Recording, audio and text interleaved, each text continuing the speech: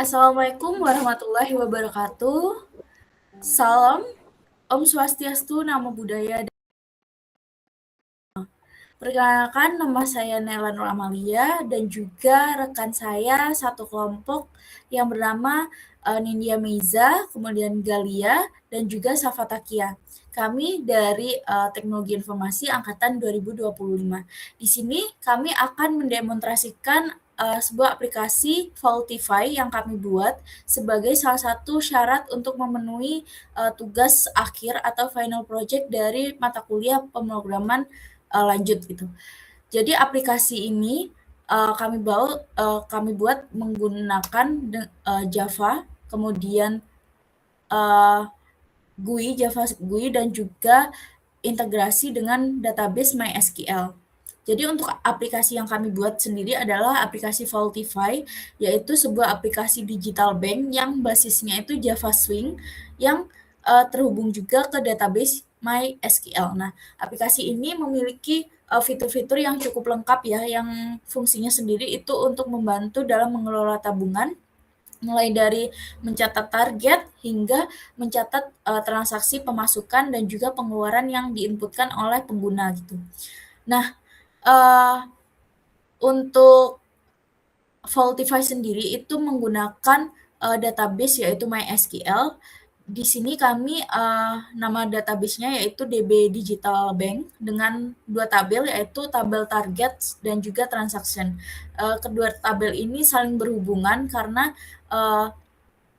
memiliki keterkaitan dengan transaksi yang akan dimasukkan oleh user gitu.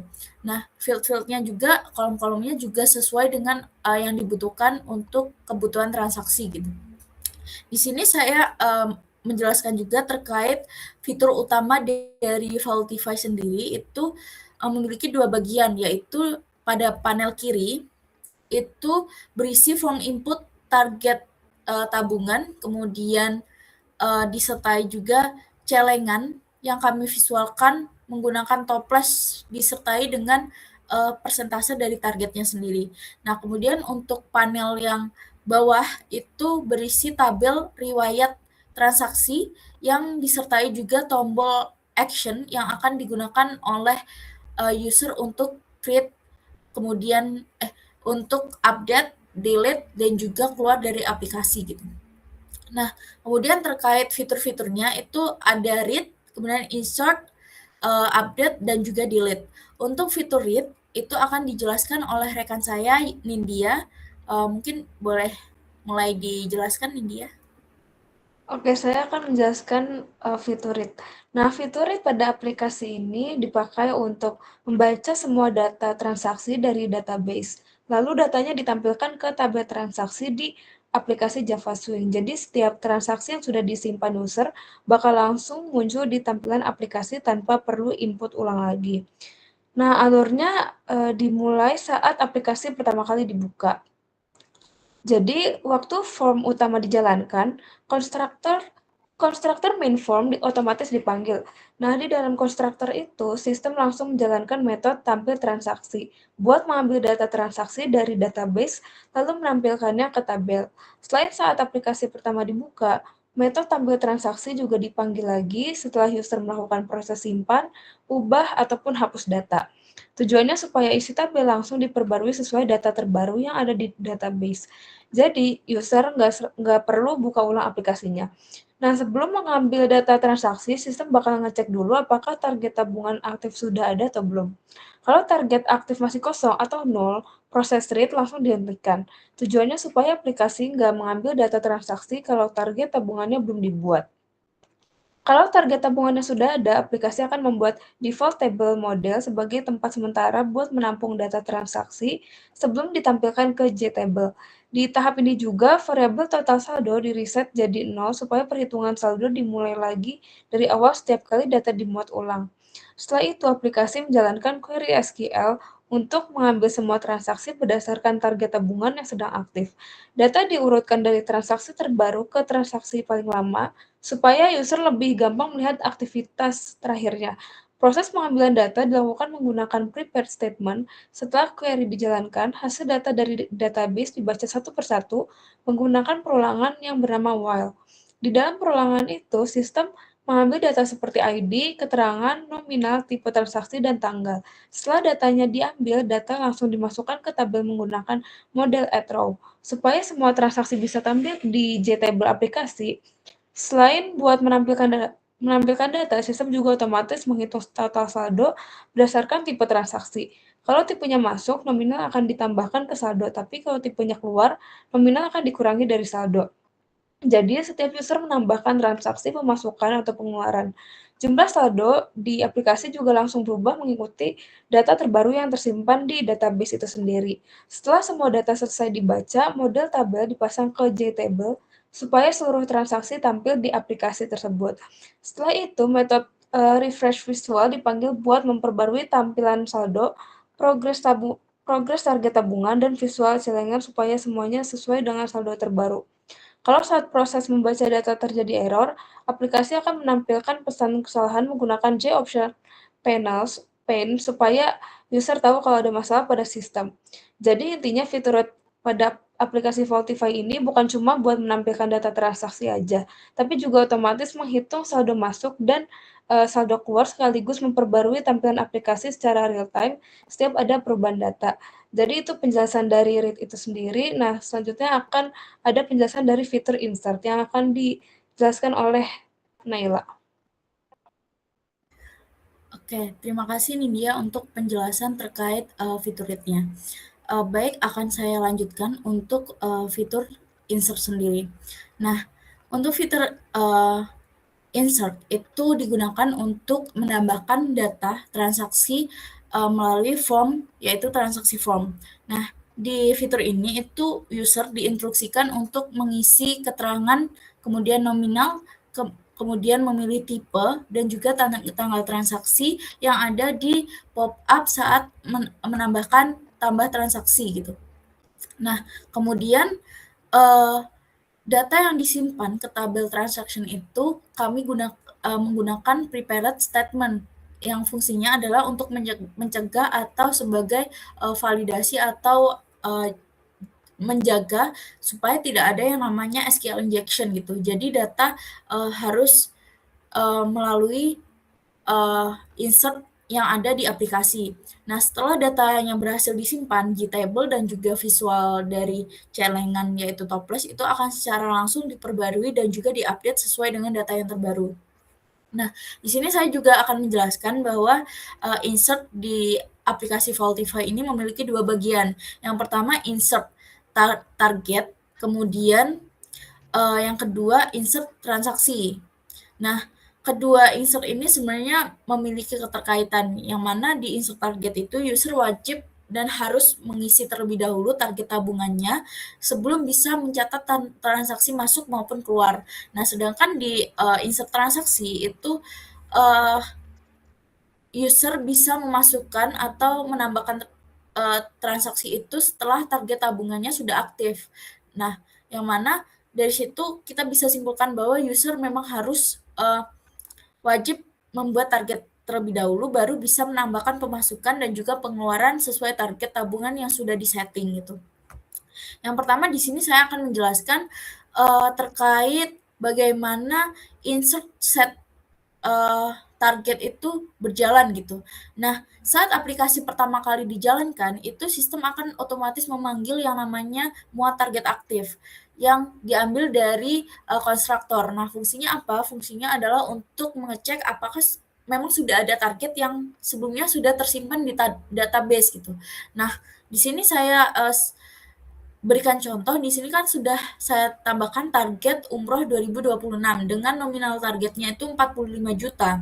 Nah, apabila sudah ada field nama target dan juga nominal target itu ketika aplikasi dijalankan itu dia akan otomatis terisi gitu atau tampil gitu datanya dan itu diambil langsung dari database. Nah, jika memang belum, fieldnya akan kosong dan juga user memang harus mengisi dulu gitu.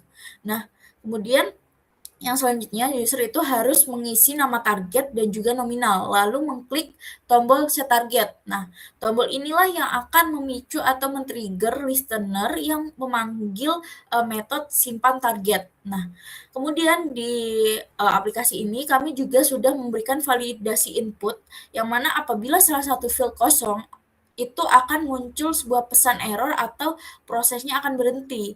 Nah, ini merupakan salah satu implementasi dari exception handling yang kami gunakan gitu. Jadi apabila ada error, itu akan memunculkan pesan yang, jelas gitu, jadi tidak membingungkan user atau pengguna. Nah, kemudian apabila datanya tersebut valid dan lolos dari validasi, data akan tersimpan ke tabel yang namanya targets menggunakan prepared statement. Yang mana dari situ MySQL itu akan otomatis mengenerate ID baru dan ID tersebutlah yang diambil dan disimpan ke variabel target aktif. Nah, setelah targetnya tersimpan, tampil transaksi itu akan dipanggil dan fitur tambah transaksi akan bisa digunakan karena targetnya sudah terisi gitu. Kemudian yang selanjutnya saya akan menjelaskan terkait insert transaksi baru. Nah, di insert transaksi baru ini, ketika user mengklik tombol tambah transaksi, di sini aplikasi akan membuka uh, yang namanya transaksi form dengan edit ID -1. Nah, di sini saya tekankan untuk transaksi form memang kami buat dengan satu metode saja, yaitu transaksi form. Dengan edit ID-nya itu berbeda. Apabila -1 itu menandakan bahwa modenya sedang menambahkan transaksi baru gitu, bukan edit data gitu. Nah, untuk di sini tanggal transaksi itu sudah otomatis dimasukkan tanggal per hari ini. Kemudian yang selanjutnya user itu harus mengisi keterangan nominal dan memilih tipe transaksi. Nah, contoh di sini saya tambahkan tabungan umroh. Nah, dengan nominal 14 1.400.000. Nah, tipe transaksinya masuk gitu. Nah, apabila klik simpannya itu diklik, itu akan memicu sebuah action listener yang memanggil button simpan action perform yang akan meneruskan ke metode simpan data. Nah, dari sini itu kami juga menambahkan validasi bahwa nominal itu tidak boleh kosong. Nah, apabila gagal itu akan memunculkan pesan error seperti yang saya jelaskan sebelumnya. Nah, kemudian apabila sudah lolos, query insert into transaction itu akan dijalankan menggunakan prepared statement.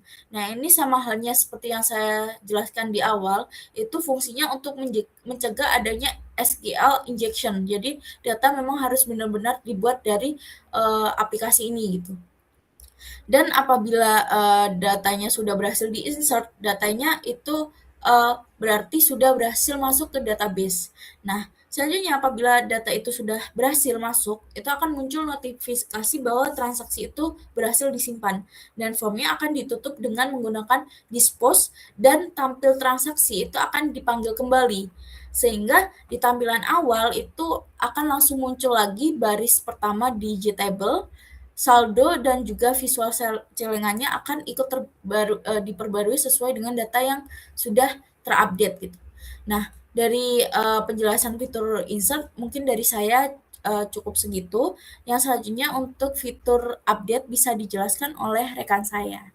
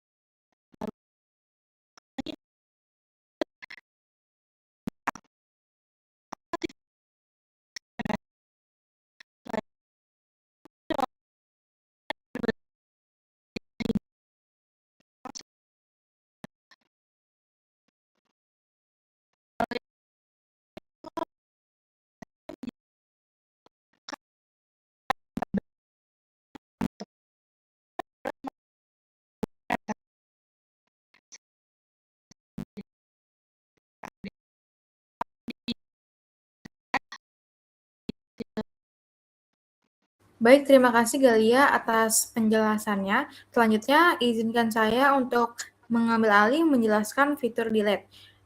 Fitur delete digunakan untuk menghapus data transaksi yang dipilih user dari JTable, kemudian menghapusnya secara permanen dari database MySQL. Sebelum data benar-benar dihapus, aplikasi menampilkan dialog konfirmasi terlebih dahulu untuk mencegah penghapusan yang tidak disengaja. Setelah berhasil dihapus, tabel dan visual celengan langsung diperbarui otomatis.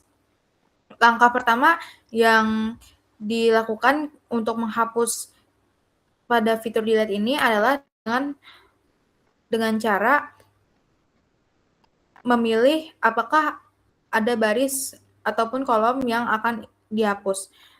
User dipastikan untuk sudah memilih baris di tabel sebelumnya, menekan tombol hapus. Kok nggak ada?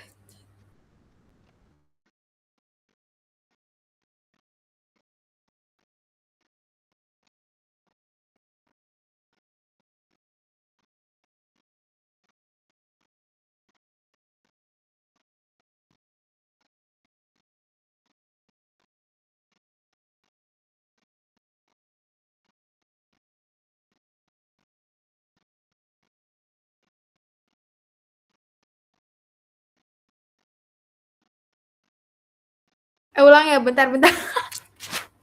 Ngelek anjir. Oke, bentar. Dimulai dari ini. Baik, terima kasih Galia atas penjelasannya. Selanjutnya, izinkan saya, Sapitagi Azara Yono, mengambil alih untuk menjelaskan mengenai fitur delete. Fitur delete digunakan untuk menghapus data transaksi yang dipilih user dari JTable, kemudian menghapusnya secara permanen dari database MySQL. Sebelum data benar-benar dihapus, aplikasi menampilkan dialog konfirmasi terlebih dahulu untuk mencegah penghapusan yang tidak disengaja. Setelah berhasil dihapus, tabel dan visual celengan langsung diperbarui secara otomatis. Langkah pertama yaitu dengan memvalidasi apakah ada baris ataupun kolom yang benar-benar dihapus. Jadi user dipastikan sudah memilih baris di tabel sebelum menekan tombol hapus. TBL transaksi getSelectedRow adalah metode dari Java X-Swing JTable yang mengembalikan nomor indeks baris yang sedang dipilih, dimulai dari 0 atau -1 jika tidak ada baris yang dipilih. Jika nilainya -1, berarti user belum memilih apapun, maka program menampilkan pesan peringatan lewat C-Option pane dan langsung berhenti dengan perintah return, proses delete tidak dilanjutkan sama sekali. Langkah yang kedua yaitu dengan dialog konfirmasi yes or no.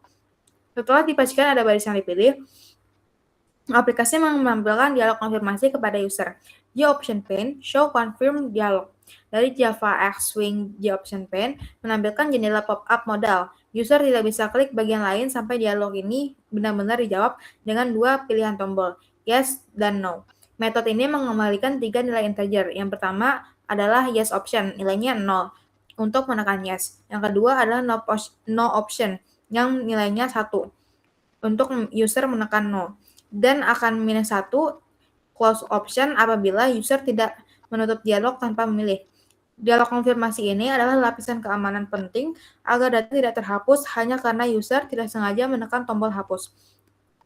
Lalu yang ketiga, ada ambil ID transaksi dari baris terpilih. Jika user menekan yes, proses delete baru akan dimulai. Langkah pertama adalah mengambil nilai ID transaksi dari tabel.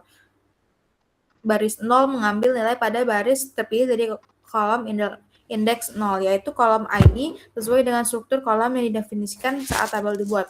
Nilai yang bertipe objek, sehingga perlu dikonfirmasi dulu ke string via titik toString, lalu ke int via integer.parseInt. ID inilah yang akan dipakai sebagai kunci untuk menghapus baris yang tepat di database.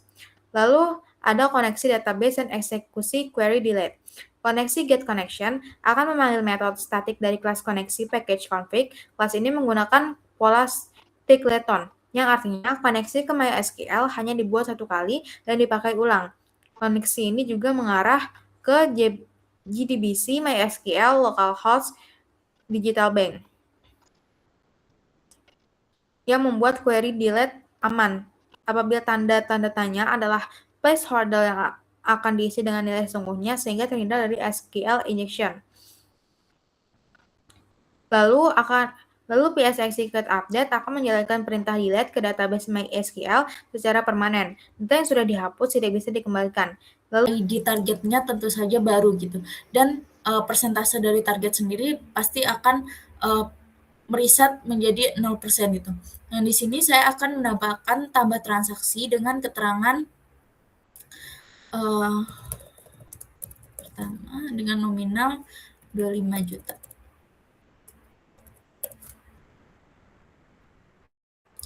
Nah, di sini sudah berhasil insert data yang tentunya tabel histori transaksi itu berhasil terupdate dan juga persentasenya juga berhasil terupdate. Nah, di sini juga saya menambahkan data lagi untuk melunasi semisal lunas tabungan dengan 20 juta.